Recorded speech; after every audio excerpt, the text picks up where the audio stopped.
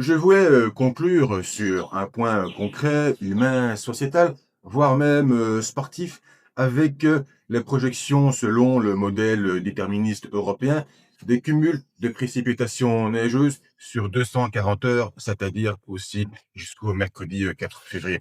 Alors évidemment, à cette échéance, cela vaut ce que ça vaut. Mais nous retrouvons effectivement donc cet air froid qui est rétracté plus sur le nord du continent, avec effectivement cette partie dans le nord des Pays-Bas qui pourrait recevoir des cumuls de neige, beaucoup moins, même pas du tout, vraiment vers la Belgique. Attention, les points verts, ce n'est pas forcément de la neige qui va tenir, car nous avons aussi des petites précipitations de neige fondante, donc ça n'a aucun intérêt.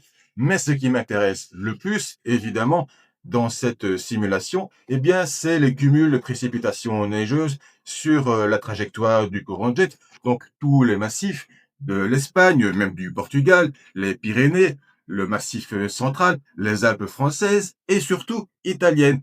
Car 2 jours après le mercredi 4 février, eh bien, vous le savez peut-être, sans doute, eh bien, c'est le début des Jeux olympiques d'hiver à Milan et Cortina. Et donc, quand même, cette position bien méridionale du courant jet, bien chargée en humidité et en altitude, à partir de 1000-1200 mètres sur les Alpes italiennes, ce sera de la neige. C'est quand même une sacrée bonne nouvelle pour ces Jeux olympiques. Donc, nous aurons évidemment l'occasion de suivre ça dans les prochains jours, mais je voulais attirer votre attention, notamment pour les amateurs de glisse qui vont la pratiquer ou qui vont tout simplement la regarder à la télévision. Je pense que c'est quand même une bonne nouvelle pour toutes ces personnes-là.